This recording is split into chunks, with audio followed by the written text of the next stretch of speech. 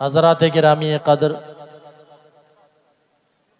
अब तक आप हज़रात नाते नबी सल्लल्लाहु अलैहि वसल्लम और तिलावत कलाम पाक से अपने क़ुलूब को मुजल्ला व मुसफ़्फ़ा फरमा रहे थे।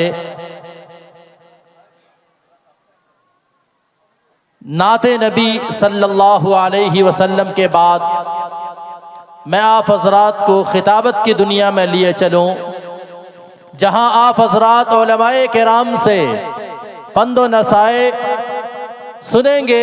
आपको दर्जनों किताबें मुताला करने के बाद भी वो बातें मयसर नहीं आ सकती जो बातें उलमाए किराम मुख्तसर से वक्त में आप हज़रात के पल्लू डाल देकर चले जाते हैं। आप हज़रात से गुजारिश है, अपील और दरख्वास्त है, आप हज़रात संजीदगी और मतानत के साथ बैठकर दिल के कानों से सुने और अमल की नीयत से सुने। उलमाए किराम की ज़बान से जो बातें निकले उसे गौहरे नायाब समझे और अपने दामन में समेट लेने की कोशिश करें। आइए मैं खिताबत की दुनिया में लिए चलता हूँ, क्योंकि नात और तकरीर के दरमियान बड़ा गहरा रब्त ताल्लुक है। नात अगर तलवार है तो तकरीर उसकी धार, नात अगर धार है तो तकरीर उसकी तेजाहट, नात अगर फूल है तकरीर उसकी महक, नात अगर बिजली है तकरीर उसकी गरज, नात अगर बादल है तकरीर उसकी गरज। नात और तकरीर में बड़ा गहरा रब्त ताल्लुक है। आइए इस रिश्ते को मुस्तहकम और मजबूत और बाकी और बरकरार रखते हुए मैं आप हज़रात के दरमियान खिताबत के लिए ऐसी शख्सियत को आवाज देने की जसारत कर रहा हूँ जो अल्हम्दुलिल्लाह सुम्मा अल्हम्दुलिल्लाह मोहताज तारुफ नहीं, जिनको आप हज़रात अच्छी तरह से जानते और पहचानते हैं। मैं आप हज़रात के बीच ऐसी शख्सियत के नाम नामी इस्म गिरामी लेने की जसारत कर रहा हूँ। मुकर्रिर बेमिसाल, खतीब बाकमाल, वाइज़े खुशनवाल, बुलबुले बंगाल, जनाब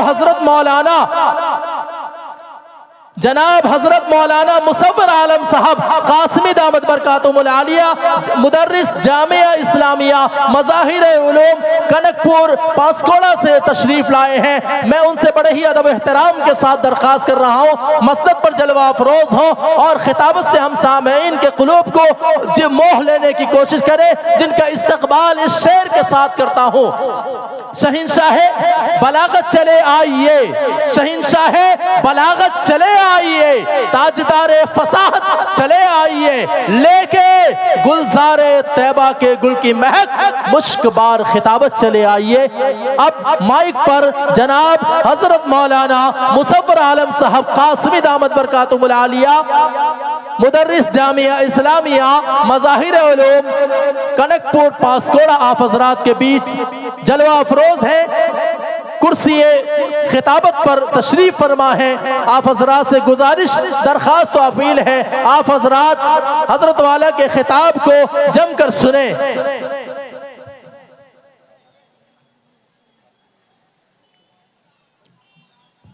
हजरत वाला के इस्तकबाल के लिए मैं जलसा कमेटी से दरख्वास्त कर रहा हूं, अगर यहाँ मौजूद हो जनाब सैयद मुजफ्फर अली साहब और जनाब शेख कमीरुद्दीन साहब, अगर हो तो वो हजरत वाला का इस्तकबाल करें, हजरत वाला को इस्तकबालिया पेश करें। अगर वो मौजूद ना हो तो जलसा कमेटी किसी का भी इंतखाब करके हजरत वाला का इस्तकबाल करें, इस्तकबालिया पेश करें।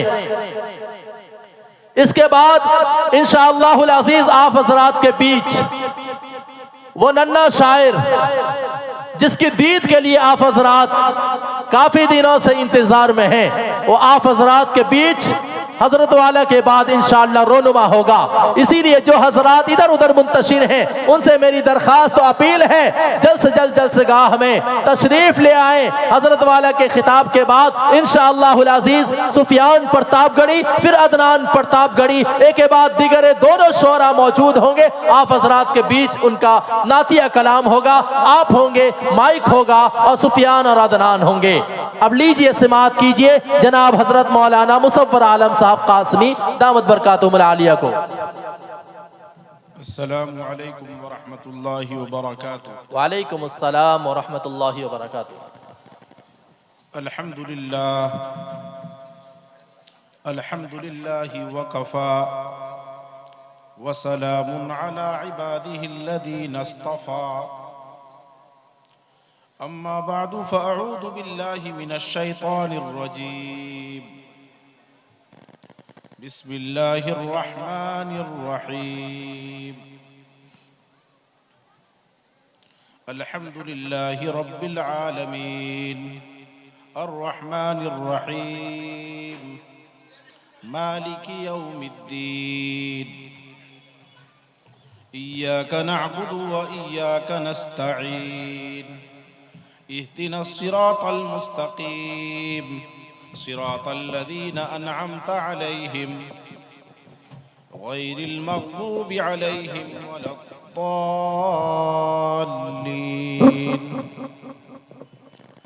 वक़ाल फ़ी मक़ामिन आख़र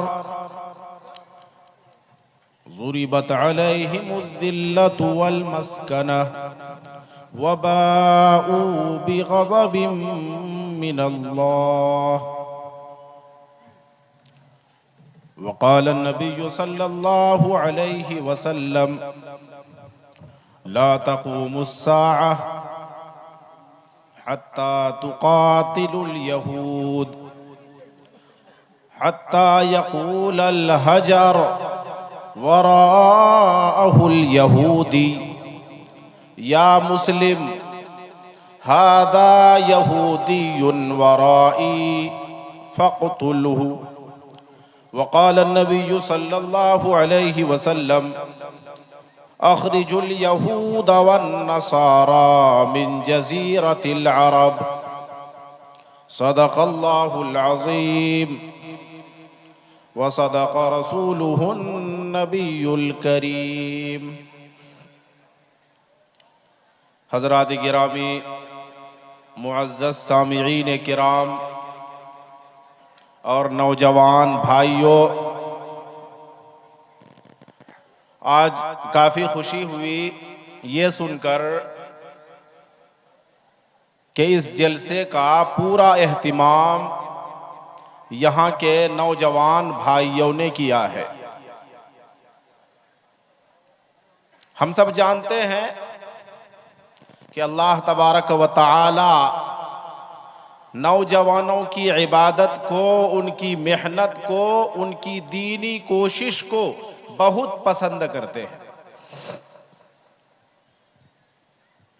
एक मशहूर हदीस है कि मैदान महशर में जब सख्त परेशानी का आलम होगा, सख्त गर्मी होगी, लोग अपने गुनाहों के एतबार से पसीने में होंगे। किसी का पसीना टखनों तक होगा, किसी का घुटनों तक होगा, किसी का कमर तक होगा और किसी का पसीना सीने से ऊपर की जो हड्डी है जिसे हसली कहते हैं वहां तक होगा। सख्त गर्मी होगी, हर इंसान परेशान होगा। हदीस में आता है कि उस परेशानी के दिन में, उस परेशानी के आलम में कुछ खुशनसीब ऐसे होंगे जिन्हें अल्लाह तबारक व तआला के अर्श का साया आता होगा। और उन लोगों में एक नाम आता है वशाबुन नशअ फी इबादति रब्बिह। वो नौजवान होगा जिसकी जवानी अल्लाह को याद करते हुए अल्लाह की इबादत में गुजरी हो।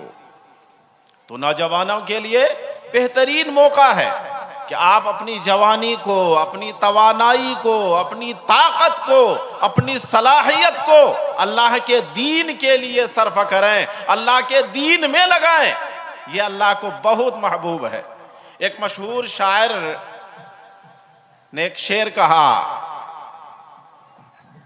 कि दर जवानी तौबा करदन शेव ए पैगंबरी।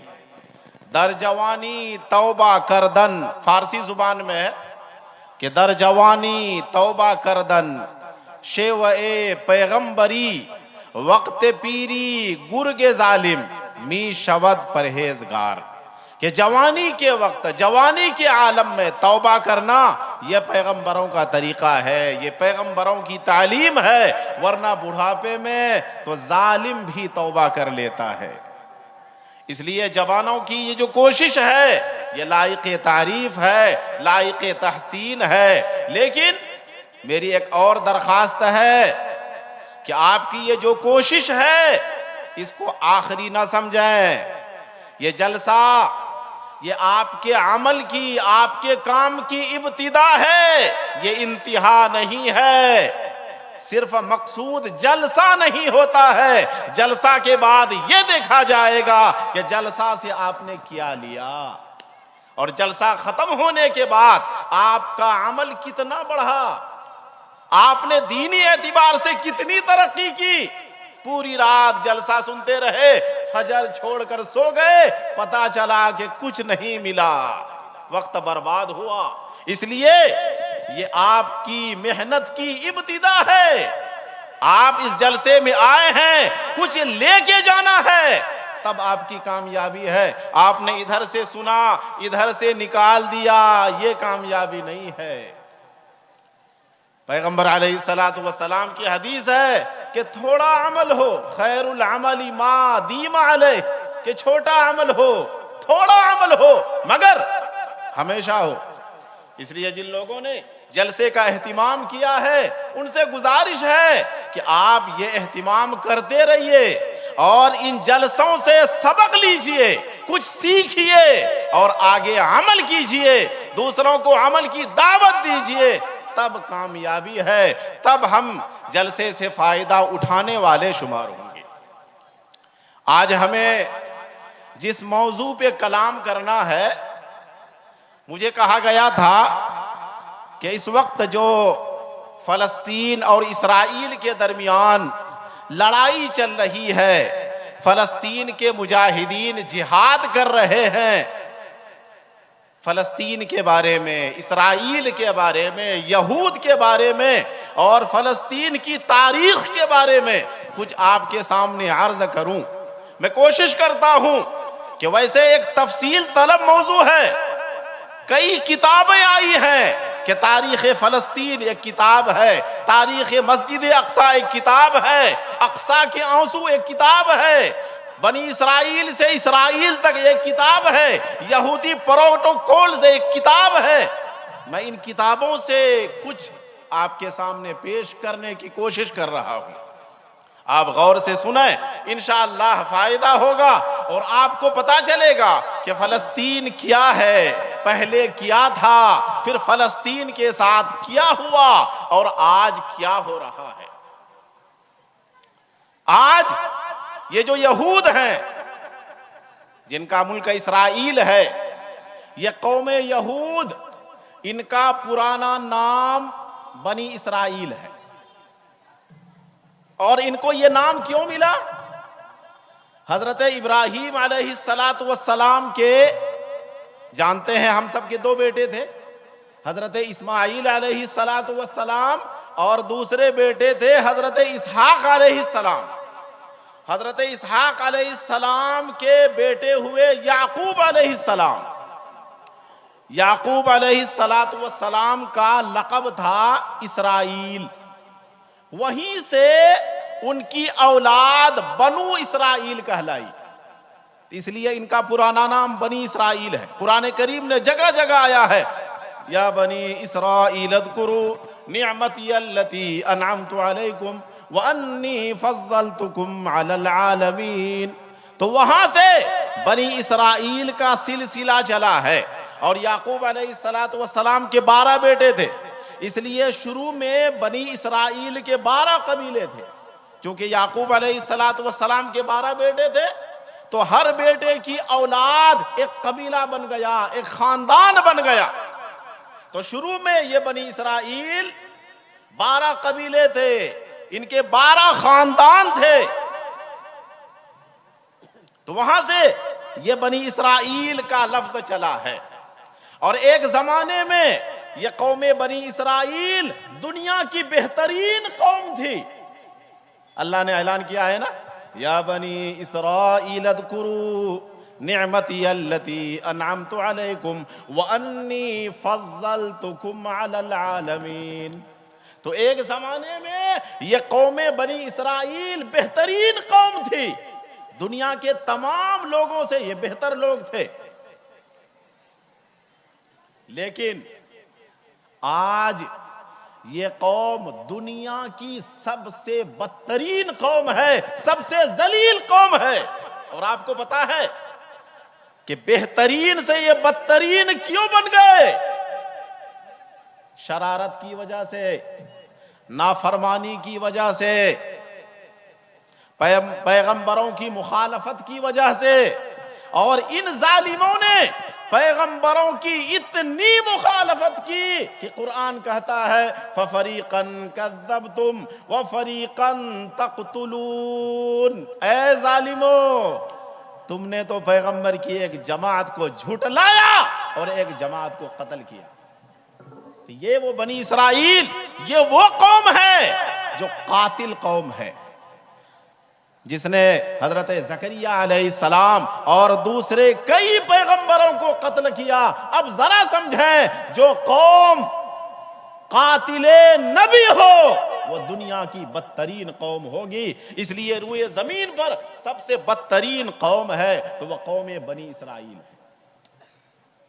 अल्लाह तबारक व तआला ने बेहतरीन कौम का खिताब दिया था, फज़्ज़लतुकुम अलल आलमीन। बेहतरीन कौम का खिताब दिया था, दूसरों से बेहतर बनाया था। लेकिन जब शरारत पैदा हुई, खबासत पैदा हुई, नाफरमानी इनके अंदर आई, फिर अल्लाह तबारक व तआला ने इन्हें आसमान से उठाकर जमीन पर दे मारा।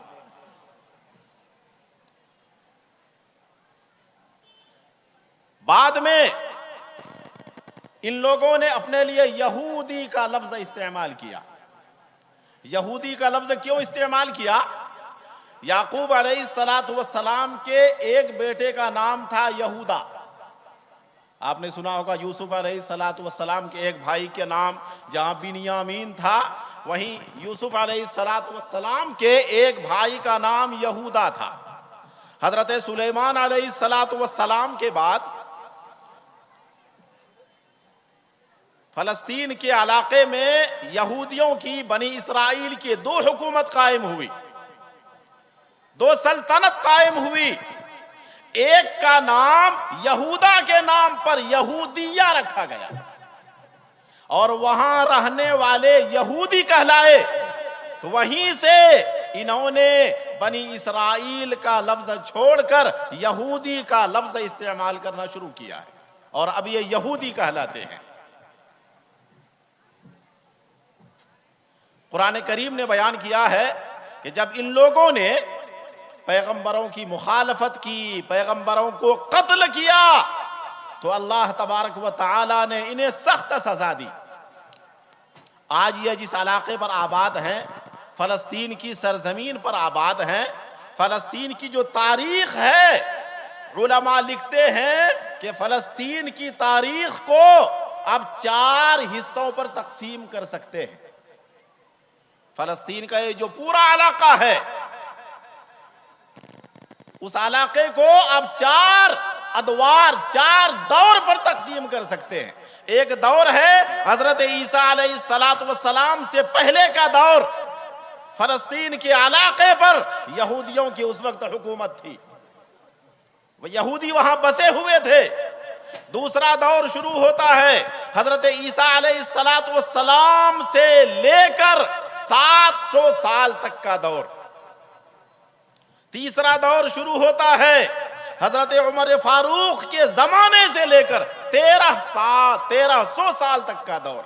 और चौथा दौर ये चल रहा है जब अंग्रेजों ने वहां के इलाके पर कब्जा किया और फिर वो इलाका यहूदियों को दिया, वहां यहूदियों को लाकर बसाया, वो दौर। मैं मुख्तसर तौर पर चारों जमानों की कुछ बातें आपको बताता हूं। हजरत ईसा अलैहिस्सलातु वस्सलाम के आने से पहले वहां यहूद बसे हुए थे, लेकिन बताया कि इन लोगों ने अल्लाह तबारक व तआला की नाफरमानी की, इन्होंने शरारत की, इन्होंने खबासत की, तो अल्लाह तबारक व तआला ने इन पर जालिम बादशाह को मुसल्लत किया। यूनानी बादशाह बुख्ते नस्सर, उसने इन यहूदियों पर हमला किया।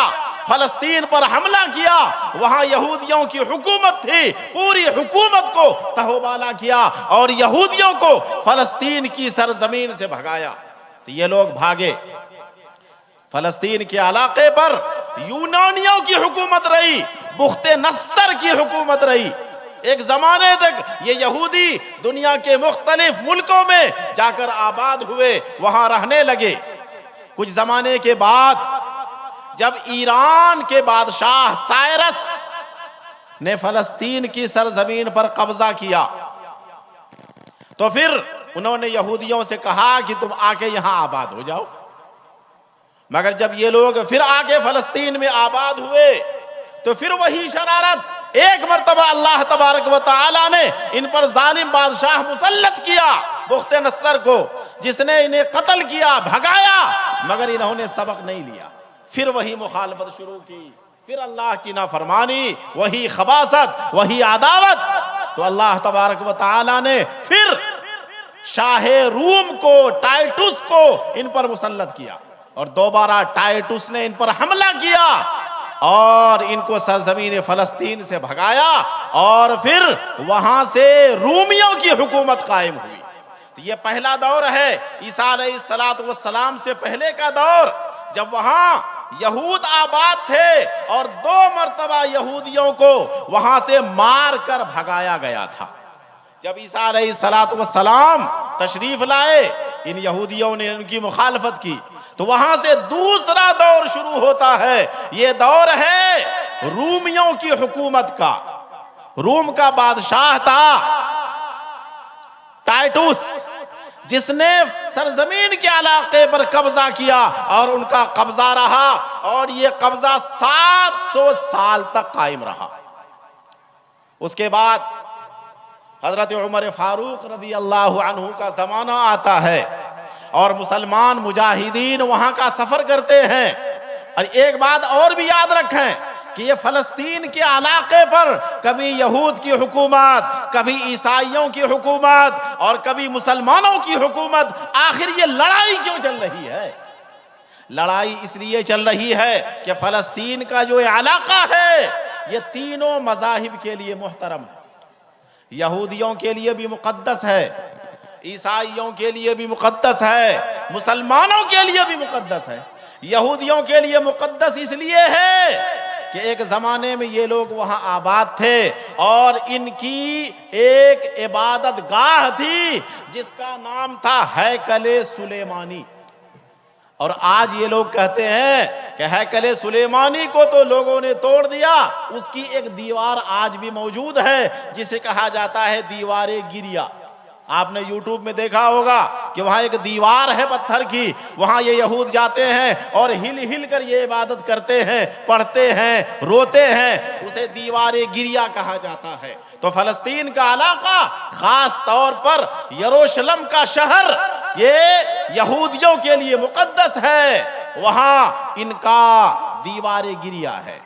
इसी तरह ईसाइयों के लिए भी वो इलाका मुकद्दस है कि फलस्तीन ही में बैतुल लहम है, एक जगह जहां हजरत ईसा अलैहिस्सलाम पैदा हुए, इसलिए ईसाइयों के लिए वो जगह और वो मकाम, वो इलाका मुकद्दस है।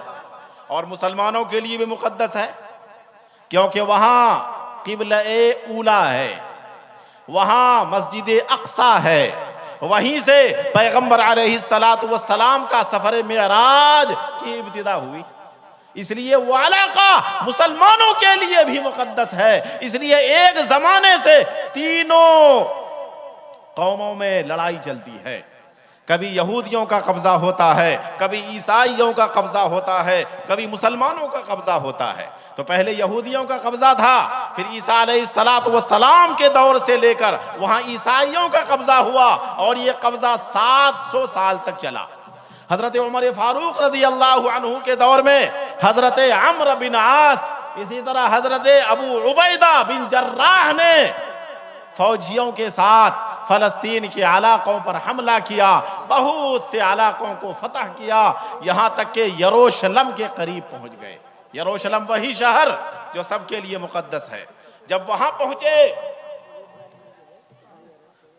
तो ईसाइयों ने, जो ईसाई कमांडर था, उसने एक खत लिखा हजरत अम्र बिन आस को और कहा कि आपने हमारे कई इलाकों को फतह कर लिया, लेकिन यरूशलेम को फतह नहीं कर सकोगे। हजरत अम्र बिन आस ने कहा कि अल्लाह की मदद से जरूर फतह करूंगा और मैं इस इलाके का फातिह बनूंगा। तारीख में लिखा है कि जब हजरत अम्र बिन आस का ये खत ईसाई कमांडर के पास पहुंचा तो उसने उस खत को पढ़कर हंसना शुरू कर दिया। तो साथियों ने पूछा कि आप हंस क्यों रहे हैं? उसने कहा कि कभी भी यह इस शहर पर कब्जा नहीं कर सकता। कहा क्यों? कहा कि हमारी किताबों में लिखा है कि इस शहर पर, इस इलाके पर जो कब्जा करेगा उसका नाम उमर होगा। इसका नाम तो अमर है। उमर में तो 3 हर्फ है, अमर में 4 हर्फ है। इसलिए ये यरूशलेम पर कब्जा नहीं कर सकता। यरूशलेम पर कब्जा वो करेगा जिसका नाम उमर होगा। और वो हजरत उमर रजी अल्लाह ताला अन्हु का दौर चल रहा था।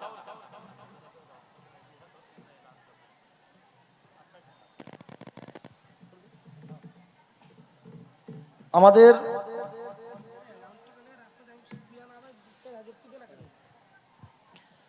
एक ज़रूरी ऐलान है, बयान के बीच हज़रत को रोक कर ऐलान कर रहा हूँ माफ़ी के साथ कि रास्ते पर बहुत ज़्यादा भीड़ की वजह से मेहमान जो आपके शोराए किराम हैं उनके आने में दुश्वारी हो रही है। सुफियान प्रतापगढ़ी, अदनान प्रतापगढ़ी अभी स्टेज पर तशरीफ़ ला रहे हैं। रास्ता बहुत भीड़ है, ज़रा रास्ता खाली करें। जिनको ट्रैफिक की जिम्मेदारी दी गई जलसा कमेटी की जानिब से, जो हजरात ट्रैफिक की जिम्मेदारी पर मामूर हैं, उनसे गुजारिश है कि रास्ते को खाली कराएं, रास्ता खाली कराएं बराए मेहरबानी। ट्रैफिक के जिम्मेदार हजरात रास्ता खाली कराएं। जो जलसा कमेटी के ट्रैफिक के जिम्मेदार हैं, जिनको रास्ते पर निगरानी और जिम्मेदारी दी गई है, बराए मेहरबानी वो ज़रा रास्ता खाली कराएं ताकि आने वाले के लिए सहूलत हो। अल्हम्दुलिल्लाह सुम्मा अल्हम्दुलिल्लाह। हजरत वाला का बयान बहुत उम्दा बयान चल रहा है। हजरत वाला आप हजरात के बीच फ़लस्तीन की पूरी तारीख रख रहे हैं। मैं बड़े ही अदब एहतराम के साथ उन नौजवान भाइयों से दरख्वास्त करूं, आपको आपकी जवानी का वास्ता, जवानी की इबादत अल्लाह के यहाँ बहुत मकबूल है और बहुत पसंदीदा है। मेरा वो जवान भाई तुझे हाथ जोड़ कर कह रहा हूँ, हजरत वाला के खिताब सुनने के लिए जो अब तक बाजार में हैं, वो जल्द से जल्द जलसेगाह में तशरीफ ले आए। हजरत वाला के खिताब बहुत ही कीमती खिताब है। हजरत वाला के हर लफ्ज को नोट कर लेने की जरूरत है। हजरत वाला के जबान से निकलने वाले हर लफ्ज को पल्लू बांध लेने की जरूरत है। लिहाजा मैं दरख्वास्त कर रहा हूं हमारे उन जवान भाइयों से और जो रास्ते पर जिम्मेदार और बाजार की जिम्मेदारी पर हैं, जरा जलसेगाह को, मजमा को जोड़ने की फिक्र करें और रास्ते को खाली करें। सुफियान प्रतापगढ़ी, अदनान प्रतापगढ़ी की आमद हो रही है।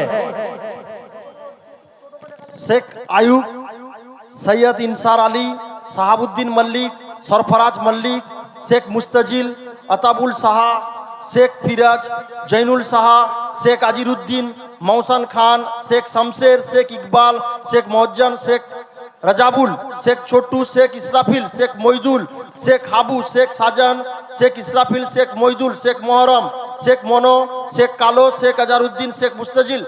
আপনারা মসজিদের কাছে চলে যান, আপনাদের নিয়ে বিশেষ আলোচনা আছে।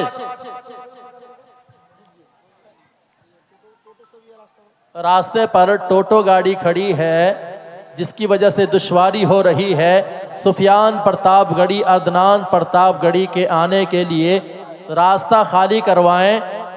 टोटो गाड़ी अगर है, जलसे के जिम्मेदार हजरात ज़रा रास्ता खाली कराएं। मैं आप हजरात से दरख्वास्त कर रहा हूँ, आप हजरात मिलजुल कर बैठें। एक बार इस्तकबालिया तौर पर हज़रत वाला के नाम पर, हज़रत वाला के बयानात बड़े कीमती बयान हैं, इन हज़रत वाला के इस्तकबाल में और आने वाले मेहमान शायर सुफियान प्रतापगढ़ी और अदनान प्रतापगढ़ी के नाम पर एक बार खड़े होकर के नारे तकबीर बुलंद करें। नारे तकबीर। नारे तकबीर, नारे तकबीर। इस्लाम, इस्लाम, इस्लाम। धनेश्वरपुर जलसा कमेटी, धनेश्वरपुर जलसा कमेटी जनाब हजरत मौलाना मुसव्वर आलम साहब कासमी, जनाब हजरत मौलाना मुसव्वर आलम साहब कासमी।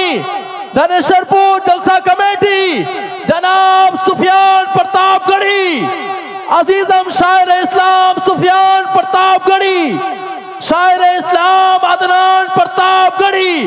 नारे तकबीर, नारे तकबीर।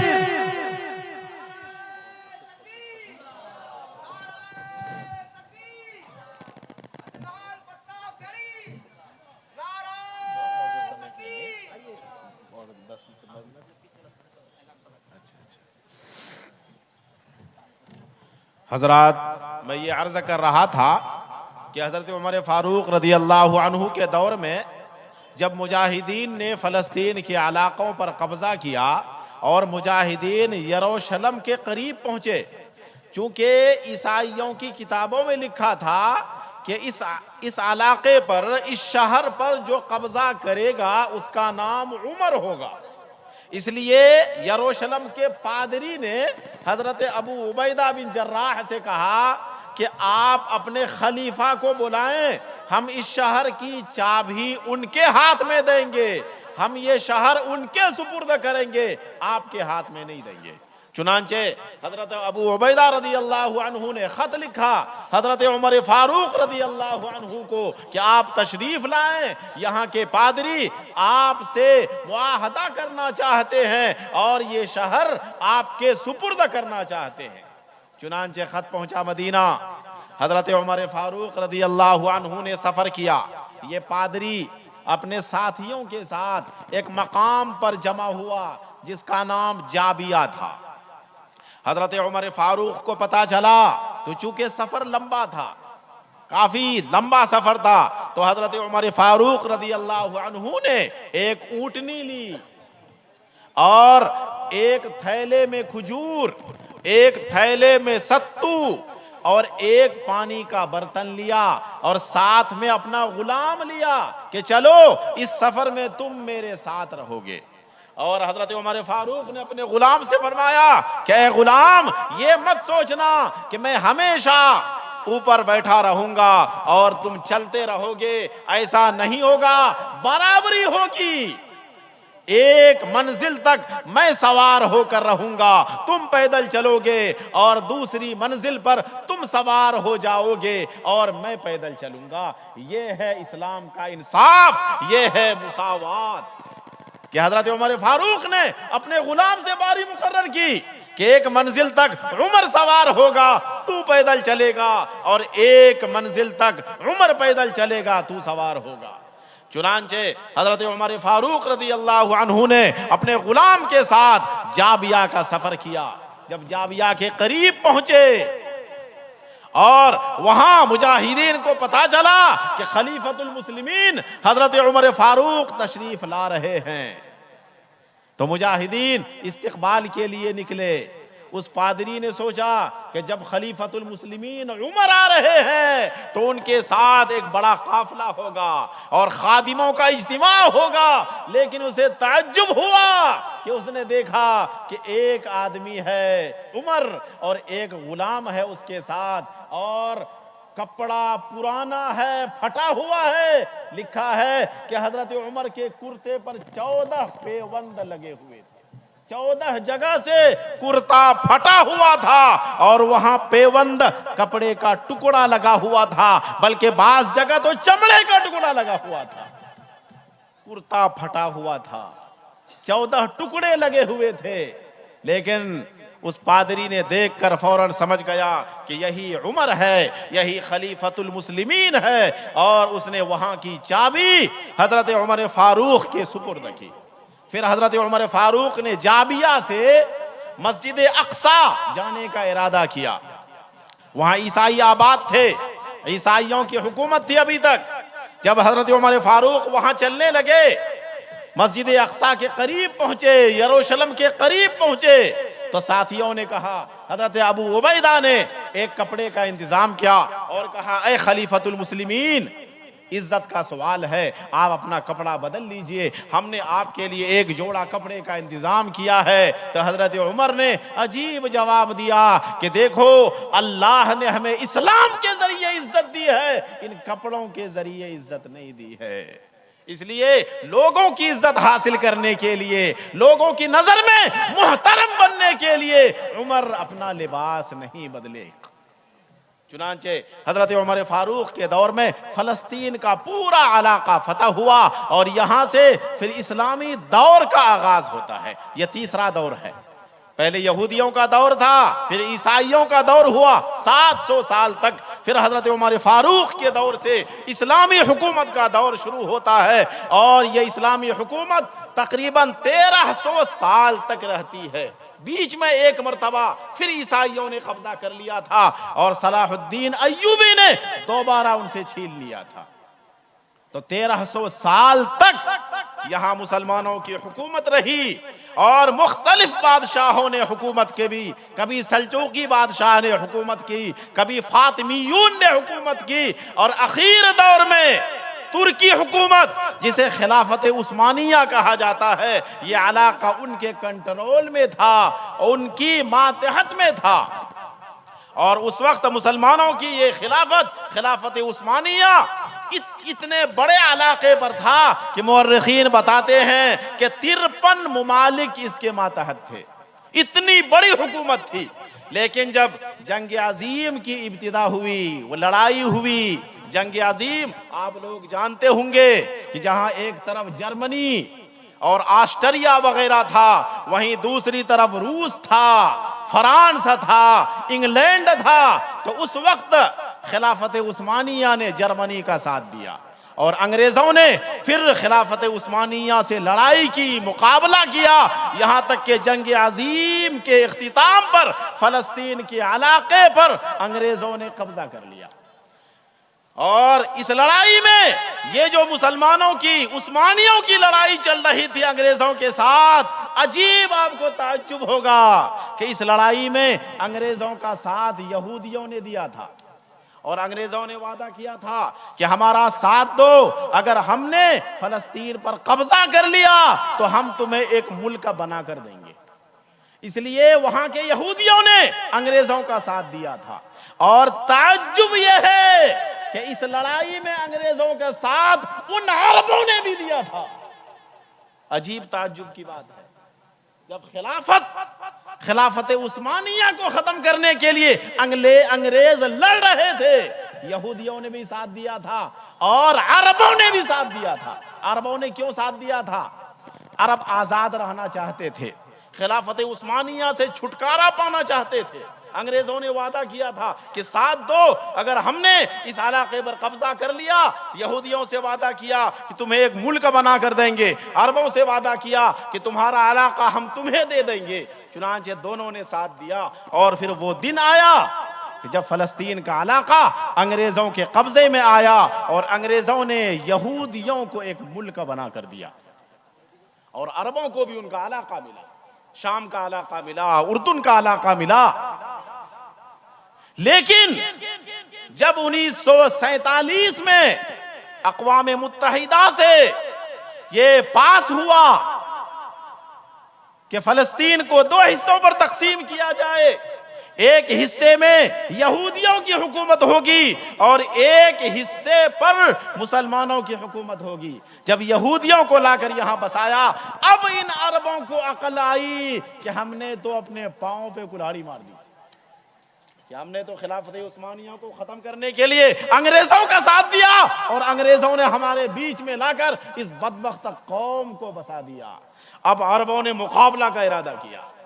चुनांचे 1948 में जब ये इस्राइल की हुकूमत कायम हुई, अब अरबों को जोश आया और इन्होंने लड़ने का इरादा किया कि हम तस्लीम नहीं करेंगे, हम इस्राइल को बर्दाश्त नहीं करेंगे। चुनांचे इन्होंने एक टीम बनाई, एक फौज बनाई, अरब लिबरेशन आर्मी। 4-5 अरब ममालिक ने एक फौज बनाई कि हम फलस्तीन के इलाके पर यहूदियों को आबाद होने नहीं देंगे। चुनांचे इसराइल से लड़ाई की, जंग की, मगर इसराइल ने सबको हराया, क्योंकि इसराइल के पीछे अमेरिका था, इसराइल के साथ बर्तानिया था, उसके साथ फ्रांस था, उसके साथ जर्मनी था। अकेले इसराइल ने अरब मुल्कों पर कामयाबी हासिल की, और इतनी कामयाबी हासिल की कि जब इसराइल बना था तो फलस्तीन को 2 हिस्सों पर तकसीम किया गया था। 55% इलाका ये इसराइल को दिया गया था और 45% इलाका ये मुसलमानों को दिया गया था। मगर जब अरबों ने लड़ाई की तो फलस्तीन में और भी इनके इलाकों पर कब्जा करना शुरू किया, और ये कब्जा करते रहे, और आज सूरत हाल ये है कि 75% इलाके पर यहूदियों का कब्जा है, सिर्फ 25% इलाके पर वहां मुसलमानों का कब्जा है। और वो भी मुसलमानों का कब्जा कैसे है? उसको 2 हिस्सों में तकसीम किया गया है। एक गज्जा की पट्टी इधर है और एक मगरिबी बैंक, और वो इलाका दूसरा है जिसे मगरिबी किनारा भी कहा जाता है। दोनों के दरमियान 100 किलोमीटर का फासला है। और गज्जा की पट्टी जहां आज मुजाहिदीन मुकाबला कर रहे हैं, ये कुल 365 किलोमीटर का इलाका है। मुरब्बा किलोमीटर 365 है, और वहां 20 से 25 लाख मुसलमान आबाद हैं। अरबों ने कई लड़ाई लड़ी यहूदियों से, हमेशा शिकस्त खाते रहे। और ये अरब क्यों हारे? ये भी याद रखने की बात है कि अरबों ने लड़ाई में शिकस्त क्यों खाई। इसलिए कि अल्लाह का फैसला है कि कामयाबी मिलती है ताल्लुक माल्लाह और तैयारी से। कामयाबी के लिए अल्लाह के साथ ताल्लुक भी हो। अल्लाह ने ऐलान किया है, इन तंसुरुल्लाह यंसुरकुम, अल्लाह के दीन की मदद करो, अल्लाह तुम्हारी मदद करेगा। वहीं अल्लाह ने ऐलान किया है, वअइद्दू लहुम मस्तताअतुम मिन कुव्वा, कि अपनी इस्तिताअत के मुताबिक कुव्वत जमा करो, तैयारी करो। अरबों का ना अल्लाह के साथ गहरा ताल्लुक था और ना तैयारी थी, इसलिए एक अकेले इसराइल ने सबको धूल चटा दी। और इन अरबों ने तकरीबन 4 मरतबा इसराइल से मुकाबला किया, चारों मरतबा हारे, क्योंकि ना तो अल्लाह के साथ मजबूत ताल्लुक था, ना तैयारी थी। लेकिन आज ये जो मुजाहिदीन की जमात है, अल्लाह के करम से अल्लाह के साथ गहरा ताल्लुक भी है और तैयारी भी है। इसलिए आप देख रहे हैं, अरबों की जो दूसरी लड़ाई हुई थी, इसराइल ने अरबों को 6 दिन में शिकस्त दी थी। 3 मुल्कों को इसराइल ने 6 दिन में शिकस्त दी थी, और आज 3 महीना होता जा रहा है। एक मुट्ठी भर जमात इसराइल को ना के चने चबवा रही है, क्योंकि अल्लाह के साथ ताल्लुक भी है और तैयारी भी है। और जब ताल्लुक हो, तैयारी हो, तो अल्लाह की मदद उतरती है, अल्लाह की नुसरत आती है। और आज भी अरबों के लिए अफसोस का मकाम है कि अरब ममालिक माल और दौलत से माला माल, लेकिन पानी, एक बोतल पानी भी ये मुजाहिदीन के पास, गज्जा के मुसलमानों के पास भेजने की ताकत नहीं रखते। ये कैसी मालदारी है, ये कैसी बेगैरती है। इसी बेगैरती ने मुसलमानों को पूरी दुनिया में जलील किया है और मुसलमानों को पूरी दुनिया में कमजोर कर दिया। आज दुनिया में कहीं भी देखें मुसलमान परेशान है, मुसलमानों पर जुल्म हो रहा है। हालांकि मुसलमानों के पास दौलत है, मुसलमानों के पास खजाने हैं, लेकिन इन बेगैरती ने और कमजोरी ने, वही जिसने यहूद को जलील किया था, कि जब यहूदियों में अल्लाह की नाफरमानी पैदा हुई थी, खबासत पैदा हुई थी, तो अल्लाह का अजाब आया था, वही आज मुसलमानों के साथ हो रहा है। मुसलमान अल्लाह से दूर हो रहे हैं। और आका मदनी सल्लल्लाहु अलैहि वसल्लम के ज़माने में आपको सुनाता हूँ कि मदीने के करीब यहूदियों के 3 कबीले थे। यहूदियों के 3 कबीले थे, बनु कुरैज़ा, बनु कैनुका और बनु नज़ीर। एक मर्तबा नबी अकरम सल्लल्लाहु अलैहि वसल्लम के जमाने में मुसलमान की एक औरत यहूदियों के मोहल्ले में गई। किसी यहूदी ने चादर खींच दिया। जब नबी अकरम सल्लल्लाहु अलैहि वसल्लम को पता चला तो मालूम है आपने जिहाद का ऐलान किया कि हम बर्दाश्त नहीं करेंगे कि हमारी एक बहन बेटी की चादर कोई खींच दे।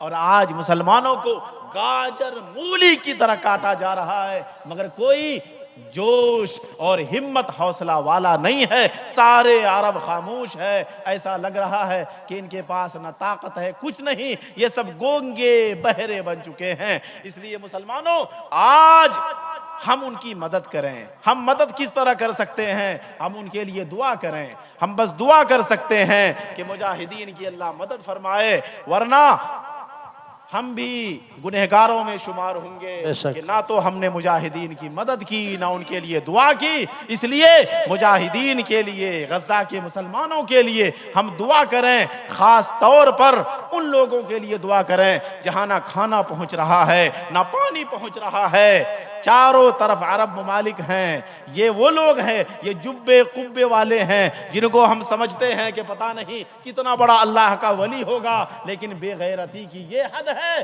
कि आज आपको पता चल रहा होगा कि कभी सऊदी अरब में सिनेमा हॉल खुल रहा है तो कभी डांस पार्टी हो रही है, और अब तो औरतों को आजाद करना शुरू कर दिया है कि जहां चाहो जाओ और गाड़ी चलाओ और स्टेडियम में जाओ।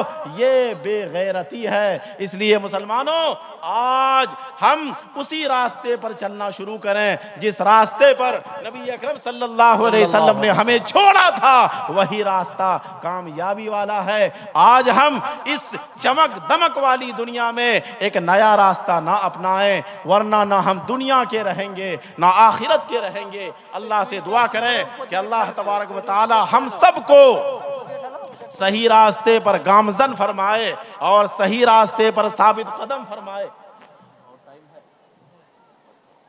और जो लोग, जो मुसलमान आज जालिमों के खिलाफ लड़ रहे हैं, जिहाद कर रहे हैं, अल्लाह उन्हें कामयाबी से नवाजे। और जो मुसलमान शहीद हो रहे हैं, अल्लाह भरपूर मगफिरत फरमाए। और अल्लाह तबारक व तआला हमें भी साबित कदम रहने की और ऐसे हालात के लिए तैयार रहने की तौफीक अता फरमाए। वाखिरु दावाना अनिल हम्दुलिल्लाहि रब्बिल आलमीन। माशाअल्लाह, जज़ाकल्लाहु खैरन।